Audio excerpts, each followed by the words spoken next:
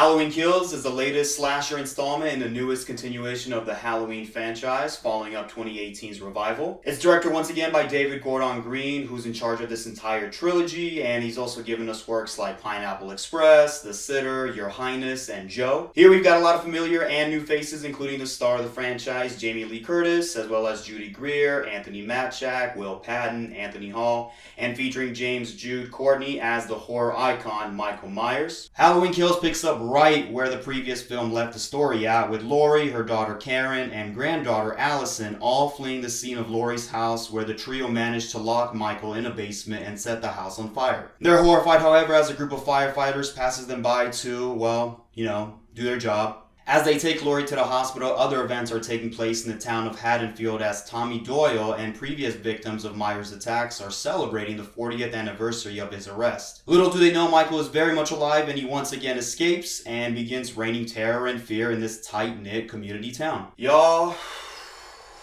Michael is livid. He is absolutely sick of everything and everyone. And in this sequel, it really shows. Because this movie is relentless, it's barbarous, and above all else, it's filled with the highest kill count in this franchise. This movie's already dividing people that have seen it because it truly is the beast of its own merit. First things first, huge compliments to the team for their recreation of some flashback scenes of the original 1978 Halloween. It's incredibly well done and with considerable attention to the stylization of 70s horror film looks. They also brought back a lot of references and characters from previous Halloween movies, which all the more amplify and progress the main canon story that we're now following. And in regard to the plot, Halloween Kills completely abandons the storytelling and slow and steady atmospheric setup from 2018's Halloween, and depending on how you liked or disliked that movie, this is a huge 180 flip. Because here, Jamie Lee Curtis, the main character of the series, is boldly sidelined and pretty much out of commission for a majority of the movie. And truthfully told, that was rightfully the best decision, because when you previously see her, Michael had just stabbed her in the stomach and threw her out of a balcony. So if you were expecting her to somehow get right back up and keep running after Michael at the ripe age of 57,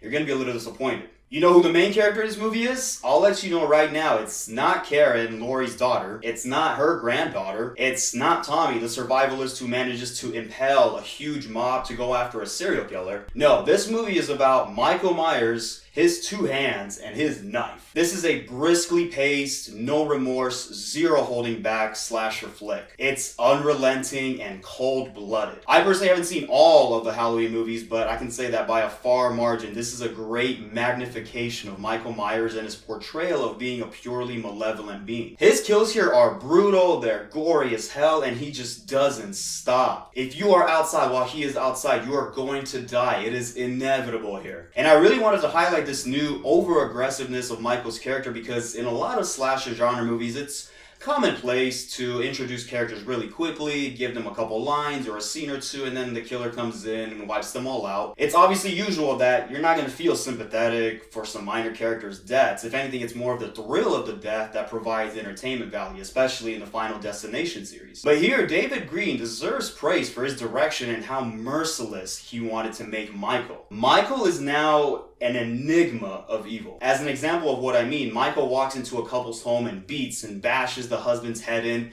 then leaves him to slice his wife's neck. While she's bleeding out on the floor, Michael purposely drags the husband's body into her line of sight, puts him on the kitchen island, and then not only stabs him with one knife, but multiple knives, over and over into his back, while the wife watches as her life fades away. It's brilliantly shot in an out-of-focus vantage point too, but again, it's difficult to make you feel bad for characters you barely met. And yet here I was like, wow, that was messed up, dude. And he repeats those acts of unhinged violence multiple times throughout this runtime. The vision from David Green is there. He's made Michael a terrifying force of nature to mess with going forward. However, I don't find everything that he decided to go with here as compelling as it could have, or rather should have been. As I mentioned before, Laurie is sidelined, Michael is the main focus, but you've also got Karen, Allison, and Tommy's characters interweaving to try and establish something creative and new in the franchise, i.e. the mob and the community's rise of propagandized wrongdoing. While I do think the idea is indeed a fresh spin to add on to this movie and to the franchise as a whole, I don't think it was ultimately handled with as much resonance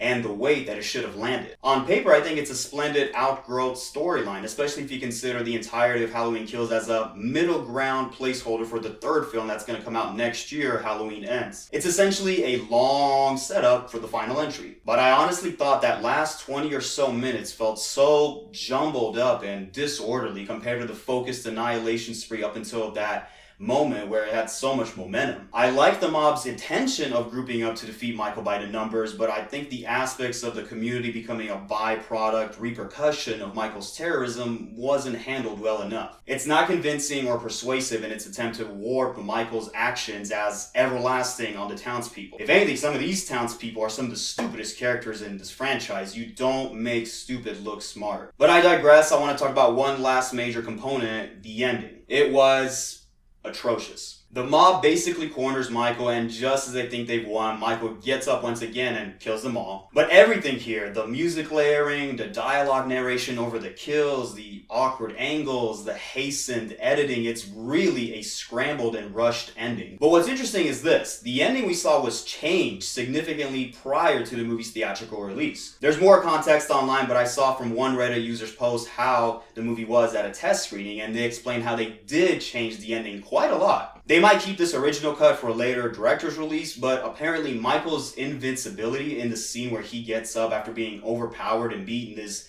drastically altered. There was supposed to be a greater stress and an extenuation of Michael rising and getting back up. The last few minutes were supposed to show and imply that Michael is now this supernatural being rather than another guy behind a mask. And that makes sense because really, after that final beatdown, he should not have gotten back up, no less be able to get up and murder a dozen people after that. I guess what had happened was that the team decided to edit that scene tremendously and water the ending down because they're going to make the final entry take place 4 years later rather than right after the final minutes. So take all that into consideration, but for me, it at least explains the severely underwhelming and choppy final minutes that left me with a disappointed taste. So all in all, did I enjoy Halloween Kills?